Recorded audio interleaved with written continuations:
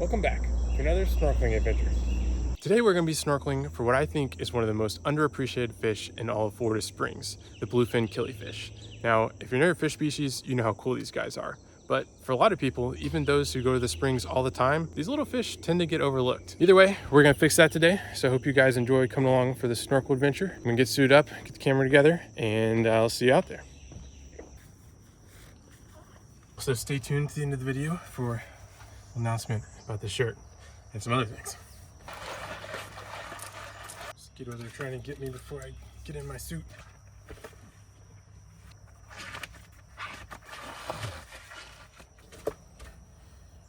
Start out with a wide angle, and then once we find them, get everything figured out, we'll switch over to macro lens. I was like getting kind of a top-down view of the ecosystem first, you know. So humid today, sweating like a stick of butter. Which you might think, why are you in a wetsuit? When you're filming fish, you gotta stay still for a long time. And being still, even in 72 degrees Fahrenheit water, I tell you guys all the time, but you get cold.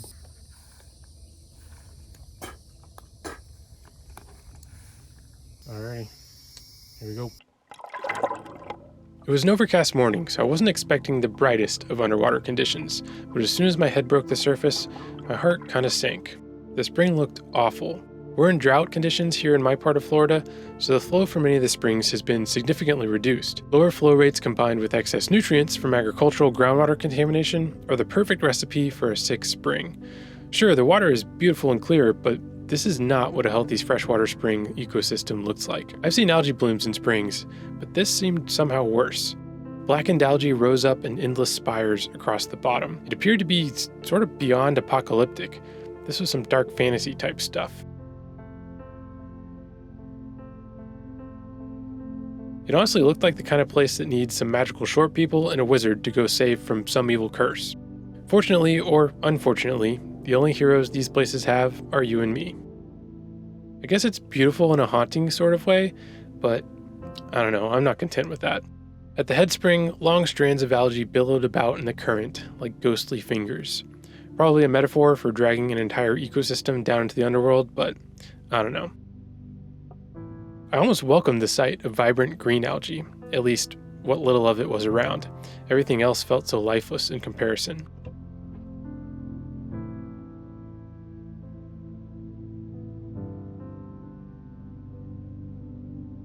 Along some of the corners of the spring, brown wispy algae coated everything, almost like cobwebs in an empty house. So, not the brightest start to our snorkel adventure, but I think it's important that I document the changes I observe in these environments, as the world around them is changing pretty fast. There was a tiny area that had some healthy submerged vegetation, however. I think it indicates that this place can still recover to a degree, and hopefully incoming rain will help that process, but it still hurts to see these places in such rough shape, and I don't know how many times they can bounce back.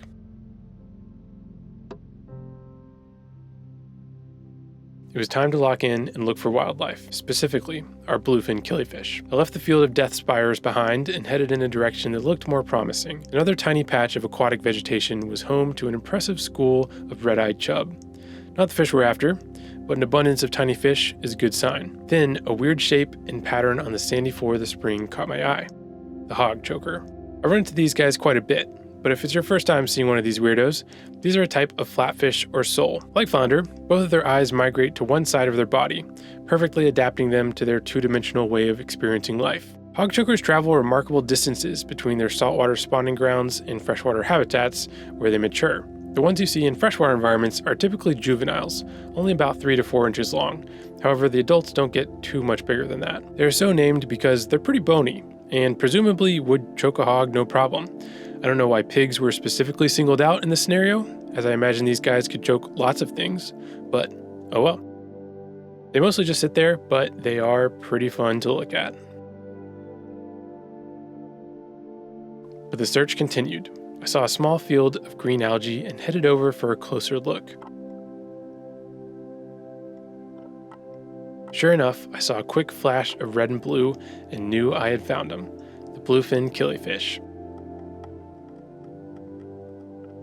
These fishy dudes are quite small, so it was time to head back to switch over to my macro lens for an up-close look.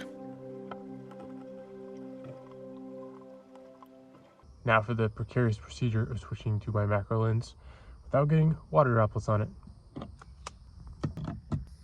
Success. The macro lens was acquired, so we're ready for small fish action. I was trying to fill my eye here, but clearly I kind of missed. It didn't take me any time to locate the killifish again, as there were quite a few scattered throughout the small algae field at the spring's edge. Now, forewarning, I'm filming 1-inch fish that are in constant motion at 100 millimeters without a tripod.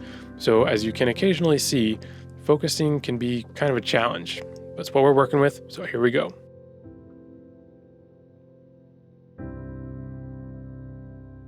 The bluefin killifish is a species of top minnow that is native to Florida and a few small areas of Alabama and Georgia. They have unfortunately been introduced in parts of California, North Carolina, South Carolina, and Texas as a result of eggs hitching rides on aquatic vegetation for the aquarium trade, but these guys I'm filming are in their native home. I should mention these fish are pretty popular in the aquarium trade, but outside of those circles, you don't hear about them too much, which is crazy because this is a little fish the color of Superman.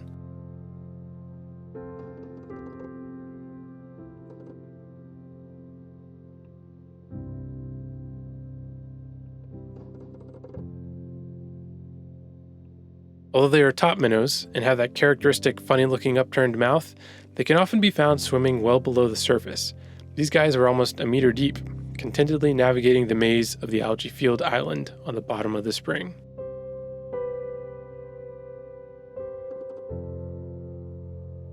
The longer I watched the killifish, the more I got to see into their tiny little fish way of life. If you're a twitchy little fish, obviously, food is very important. Not only did the algae provide them with cover, it also was apparently loaded with food.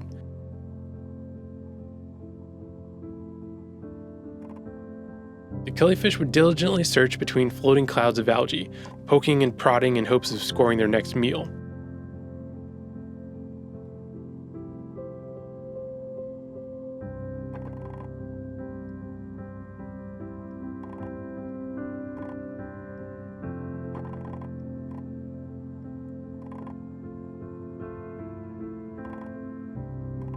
They didn't always find what they were looking for, but they would quickly move on to the next spot. They also had to be somewhat careful to avoid getting tangled in the algae. Thankfully, their twitchiness came in handy for this. This guy thought he hit it big time, but then spat whatever that was back out.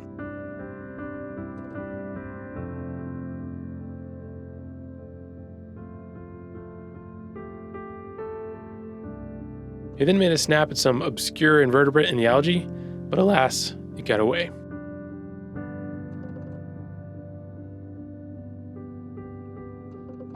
Better luck next time, bro.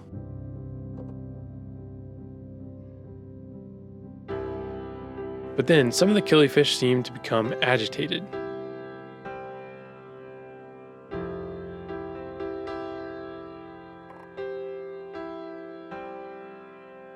If you thought it was all fun and snacks in the world of the killifish, then think again. In the world of the bluefin killifish, competition is fierce.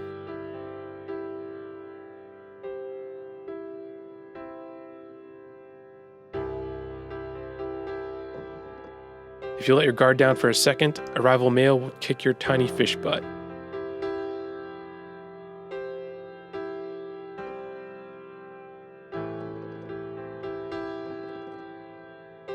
Not only that, but they'd also chase you out of Algae Town. As I whipped my camera around back and forth, I quickly realized I was surrounded by all-out brawls in every direction.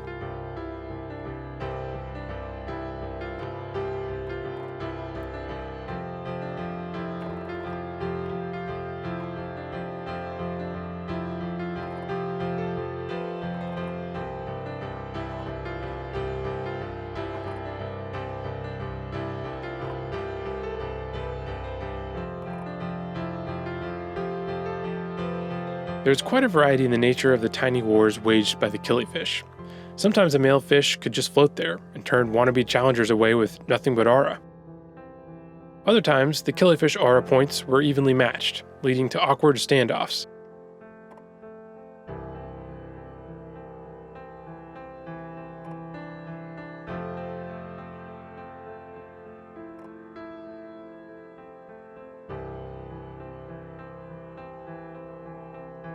That is, until another competitor showed up to throw the whole thing again into tiny chaos.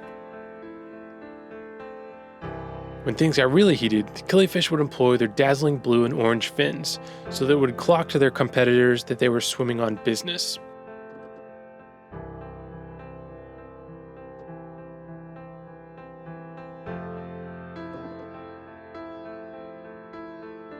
Sometimes a quick flash of the fins would be enough to hold off an intruder.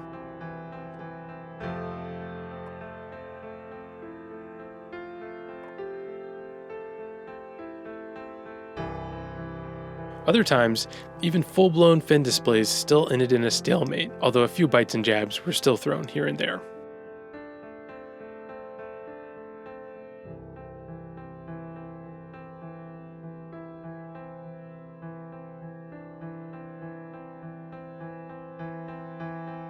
Unlucky fish would often get chased out of one territory only to wind up in another dominant male zone. The zones really seem to be pretty poorly defined, with constantly shifting boundaries. It's a tough world for an aspiring young killifish. As if that wasn't enough, even in the midst of these battles, predators 50 times the size of the killifish lurked, like this largemouth bass, waiting to eagerly slurp down distracted fish. This was a good time to hide in the many caves created by the algae. At least until the danger had passed. If a killifish was lucky enough to eat, successfully fight off other males, and avoid getting eaten himself, then he'd have a shot at spawning with a female. The males got really worked up around the females and would swim in frantic circles around their prospective mates. Meanwhile, the females were pretty nonchalant about the whole thing, casually and patiently avoiding conflict while the males duked it out.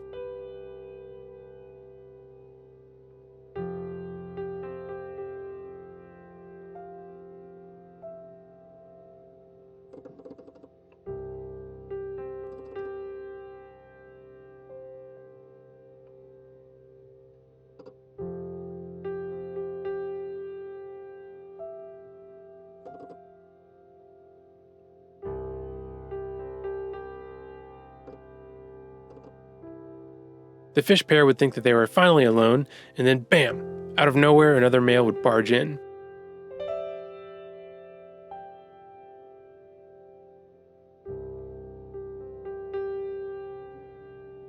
Finally, this male successfully defended his zone and won over the female.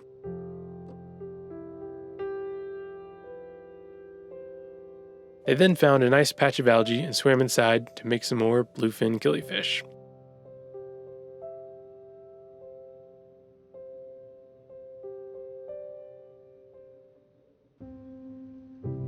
When it comes to aquatic ecosystems, larger wildlife tends to dominate the spotlight. In Florida Springs, everything always tends to be about manatees. And manatees are great. I mean, who doesn't love a manatee? They're charismatic, easy to see, and their life story can help carry the message of protecting habitats like these.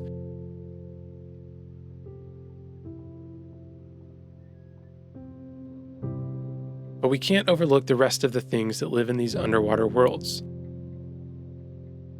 The minuscule minnows in the shallows that hundreds of people unknowingly walk or swim by every day are an important part of this community too. Believe it or not, I didn't used to care a lot about little fish. I just wanted to see gar, alligators, turtles, and yeah, manatees. But then one day I saw bluefin killifish while snorkeling, and it just hit me that there are no boring fish. And yeah, I know these guys are comparatively pretty colorful and charismatic as far as fishes go, but somehow they still got the point across for me. I guess this channel is kind of an exercise of that idea, as I continue to learn to value the diversity that exists beneath the surface.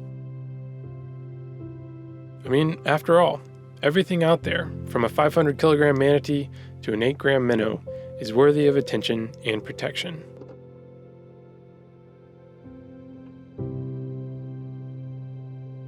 For a long time, a lot of you guys have been asking for additional ways to support the channel. Now, I want to be clear that the best way to support the channel is by watching the videos. It takes me a long time to snorkel, film, edit, and make the music for the videos, so it really means the world to me when you guys watch the end result. Plus, it's totally free. However, if you are looking for an additional way to support the channel, Now you have options. First of all, I made some shirts. Now I don't actually know how to make a full-blown t-shirt. These are Life is Good t-shirts.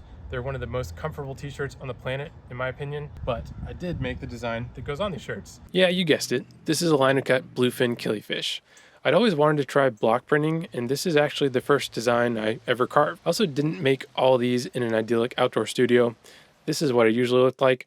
A little t-shirt explosion in the office, and I also stole most of my wife's hangers. Anyways, I made about 50 shirts. I'm not sure how fast they'll go, but I do plan on doing another drop later this summer. This, however, is going to become the symbol for the channel going forward. I feel like it's a good reminder to keep an eye out for beauty, even in unexpected places. It's also a good reminder for me personally of a low-key, life-changing lesson that the Bluefin Killifish taught me. No such thing as a boring fish.